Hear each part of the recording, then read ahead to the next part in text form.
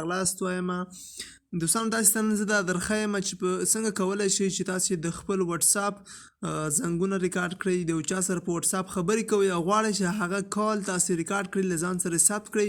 نو تاسو څنګه کولی شئ؟ د دې لپاره ما یو حل لاره تاسو ته پیدا کړې ده. په دې به تاسو ته زه پوره معلومات درکړم. دا ویډیو تر پایه راسره وګورئ.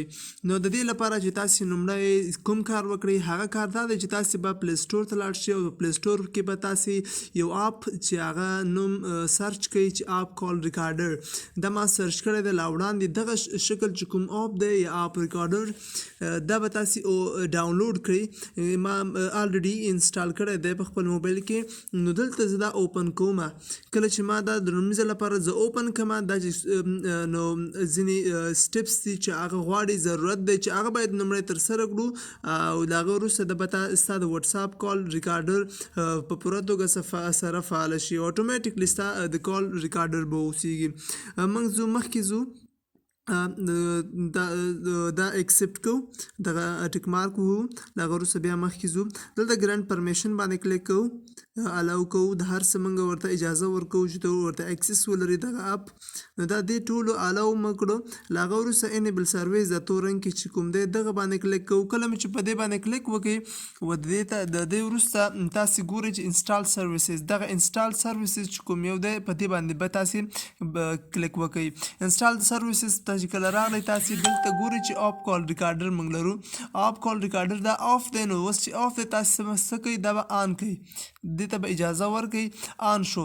کله چې دا آن شو دا سټپ هم مکمل شو. راځو بل سټپ ته. د دې ځای نه وځو. بل سټپ چې کوم یو دی هغه وروستی سټپ دی. دا به انیبل سروس بیا کلیک ور باندې کوو. دلته راځو چې دې ځای نه هم آن کوو. موږ ګورو اپ کال ریکارډر دغه دی، دا زموږ سره اپ کال ریکارډر. دا د څه کوو؟ دې ته اجازه ورکوو، دا آن کوو. کله مو چې دا آن کړئ دا کار هم وشو. له دې ځایه بیرته وځو، بیا ورځو خپل هغه اپلیکیشن ته. اپلیکیشن کې په ایکسکلیوډ اپ باندې کلیک کوو، د ریکویسټ د پرمیشن دې ته بیا مطلب اجازه ورکوو.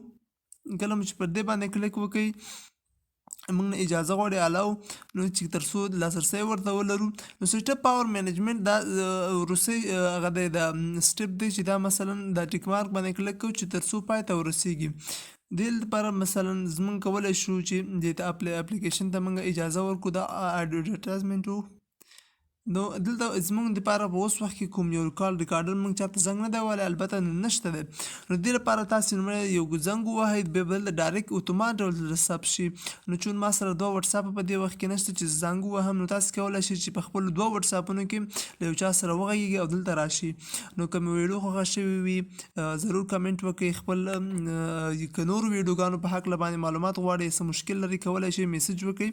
او تاسو کولی شئ چې د دې ډول ویډیو لپاره زما چینل CR Official هم سبسکرایب کړئ.